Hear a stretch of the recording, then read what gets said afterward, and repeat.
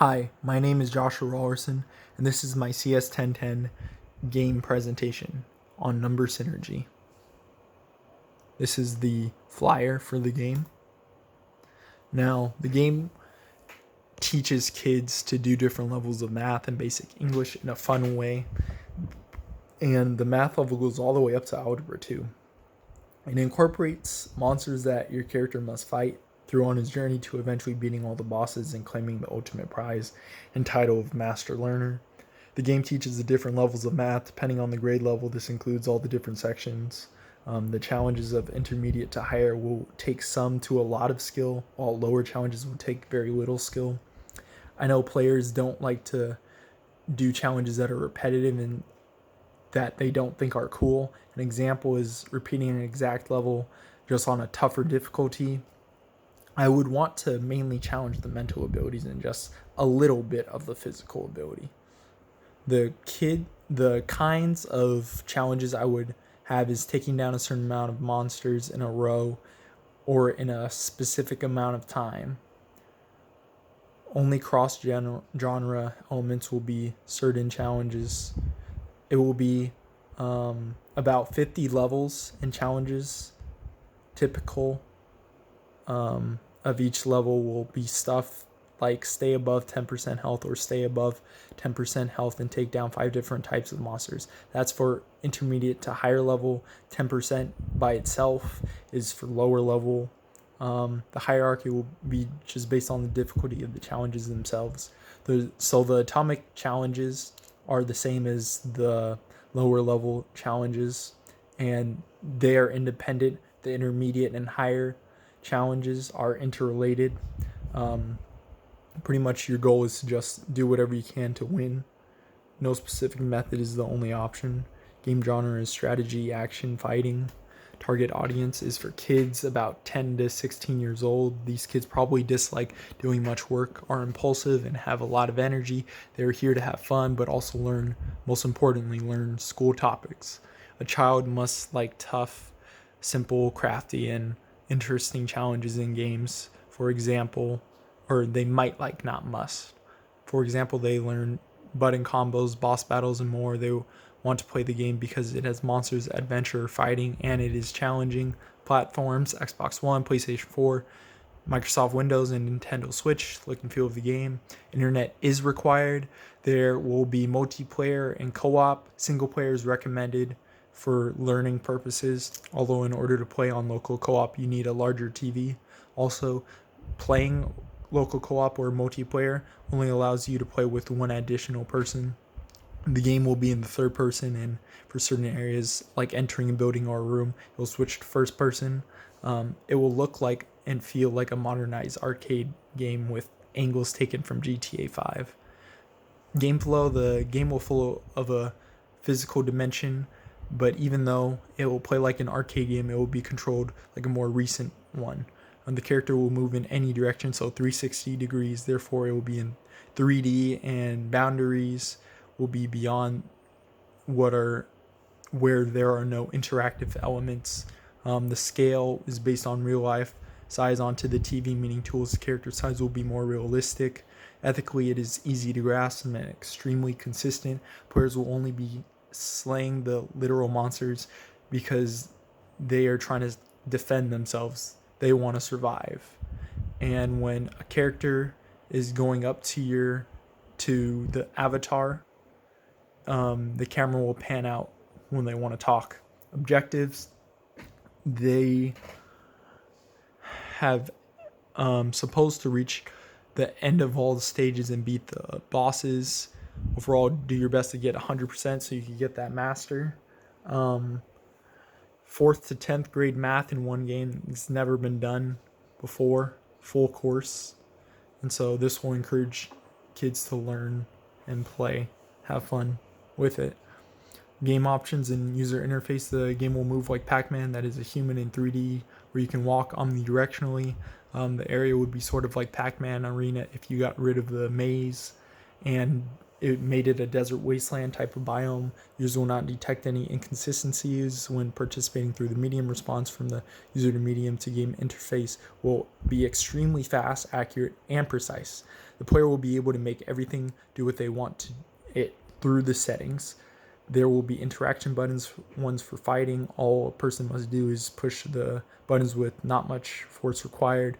If a pass event occurs, and needs to be remembered, a flashback will be shown. For group related controls, there will be guards put in so that people can tell what an item is or what it isn't when objects are different from others. Then there will be secret passages if you beat certain areas or maps already. Gameplay: vending machine will have save points, multiple save points throughout the different levels. Every level will build and be linked in the story. If it's too graphic, kids will be scared, so it's not too graphic, but it's action packed, so they're interested and not bored. Core mechanics: the game will use multiple mechanics, for example, leaderboard and in-game responses, but major ones will be used for social interaction, internal economics, progression mechanism, a little bit of physics, and lastly tactical maneuvers whenever there are quite a few monsters. Mechanics govern the relationship entities like opening a chest. Global mechanics would be walking, jumping, running, attacking motions, and more. Mechanics govern the way the game challenges mode is through a switch in settings mode. And so triggers a screen to the new game mode. If a building comes in at a source, it will show an in-progress building repetitive action. After you begin to build, there will be smoke and poof. The building appears, just like magic. Others, like buildings already made, will be banned, will not come at the source because they're already there. Consumables will go out the drain, or anything eating or bandages cause for items to go out the drain. To break deadlock, restarting where you last saved works, but to prevent deadlock, there will be a button in settings to fix what had just happened. So like a undo. You may conversate with a specific phrase for non-player characters. The mechanic of showing an achievement is just a message popping up saying, congrats, you did this. The game will have 4 different difficulty levels, story, and 3 increasingly tougher levels. And pretty much what that does is the story can't be unlocked until you do 100% on one of the other levels, because the story doesn't have as much, it's not as hard, and it doesn't have as much material to learn from. That's why you need to get 100% on one of the others, so that you can get 100% mastery of it. See, the tougher the mode is, the difficult the problems are. You're supposed to beat the bosses on all stages, so stages are parts of every level. There are no cheat codes or Easter eggs in the game. My players will be survivors overrun in a world by monsters. It's an apocalyptic world in North America. There are 2 survivors, Bethany and Jake. Jake is 19, Bethany is 20. Jake's been on his own since his brother died about 3 years ago, trying to save him. They got bad information and walked into a hive when they thought it was a nest, and everyone they were with died except for Jake. And so he's been on his own ever since, not trusting anybody, only staying in certain places with people for a few days, then moving on till he met Beth. Beth was on her own until she met him for about a year. She lost her best friend a year ago when he died due to a bite from a monster. It was a terrible situation where she watched him dying, suffering, and so she put him out of his misery. They trust each other because he could see how scared she was and how sad, and he was there to support her, and she began to trust him from it, and they become lifelong survival partners. Character development, there's not much. She's goofy, he's athletic, they're both American. There's not too much character development other than the traits and attributes increasing in level.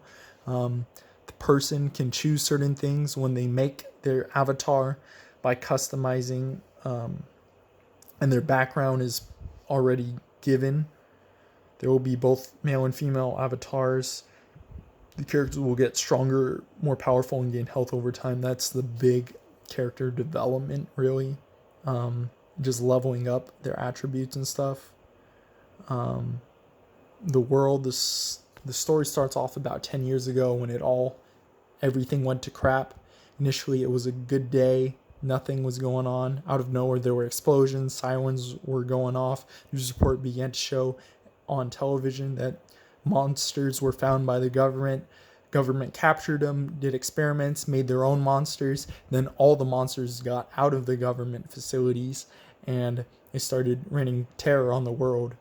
Most people moved to Antarctica. Others that didn't, for the most part, died.